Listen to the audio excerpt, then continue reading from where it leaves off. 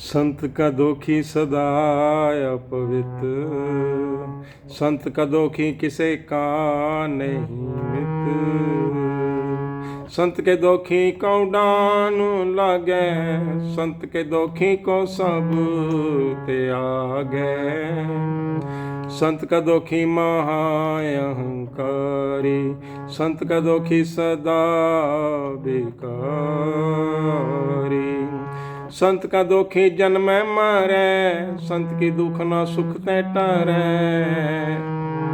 संत के दोखी को नाही ठाओ, नानक संत भावे ता लय मिलाए।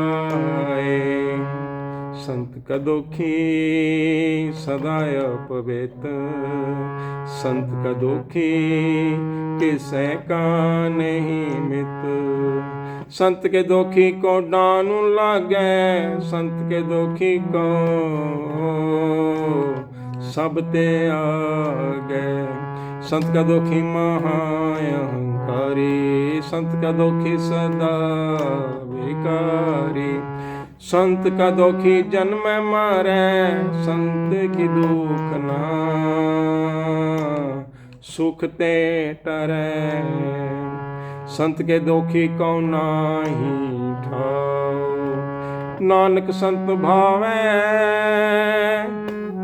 तले मिलाए। वाहिगुरु जी का खालसा, वाहिगुरु जी की फतेह। गुरबाणी कीर्तन कथा की श्रृंखला में आपका स्वागत है। हरि जस गायन करते हुए, हरि नाम गुण गायन करते हुए गुरु जी उपदेश करते हैं। संत का दोखी सदा अपवित्र, संत का दोखी किसे का नहीं मित। जो संत का दोखी है ना, वो द्वेष में होता है।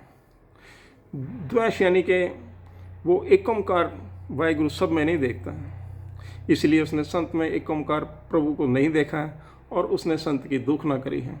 और द्वेष में विषय विषय, क्योंकि अमृत है वो एक ओंकार प्रभु के नाम में। जब हम सारी सृष्टि को एक ओंकार का रूप देखते हैं तो वहाँ से अमृत ही अमृत प्राप्त होता है।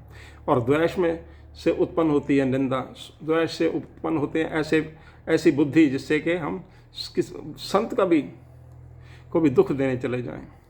और जब ऐसा होता है तो न आत्मा पवित्र रहती है, न शरीर पवित्र रहता है, सदा अपवित्रता ही पल्ले पड़ती है।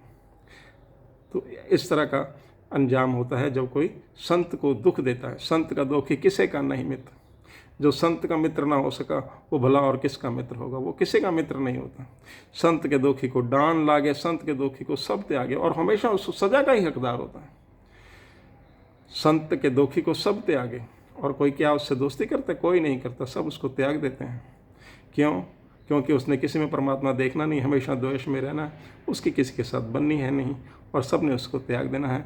संत का दोखी महाअहंकारी, संत का दोखी सदा बेकारी। और द्वेष में ही अहंकार पैदा होता है। अहंकार पैदा ही तब होता है जब हम देखते हैं कि ये ऐसा है, वो ऐसा है, सब में एक ओंकार वाहिगुरु दिख नहीं रहा है। और ऐसा होने से अहंकार बहुत ज़्यादा हो जाता है। सिर्फ अहंकारी नहीं, महाअहंकारी हो जाता है आत्मा। कोई भी आत्मा को ऐसी दशा प्राप्त होती है। संत का दोखी सदा बेकारी। और जो भी वो काम करता है ना, फिर वो कभी भी भले काम तो होते नहीं हैं, वो विकृत ही होते हैं। वो ऐसे काम होते हैं जिनमें कुछ भी सच्चापन नहीं होता है, और वो हमेशा विकार वाले ही उसको काम करने, ऐसा ही उसका नसीब बन जाता है। संत का दोखी जन्म में मरे, संत की दुख ना सुख ते डरे।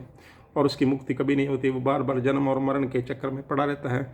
संत की दुख ना सुख ते डरे। और हमारे नसीबों में परमेश्वर, हम परमेश्वर के औलाद हैं, हमारे प्रभु ने हमको असीम सुख दिए हैं, लेकिन ऐसा कर्म होने से वो सभी सुखों से वंचित रह जाता है।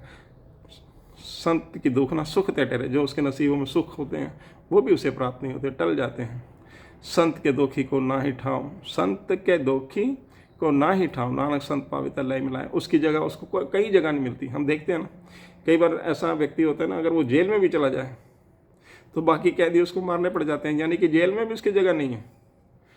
बहुत बार ऐसा होता है कि कोई ऐसा चला जाता है जिसने संत की दुख न करी है और किसी वजह से वो जेल चला जाता है, तो बाकी कैदी उसको मारने पड़ जाते हैं।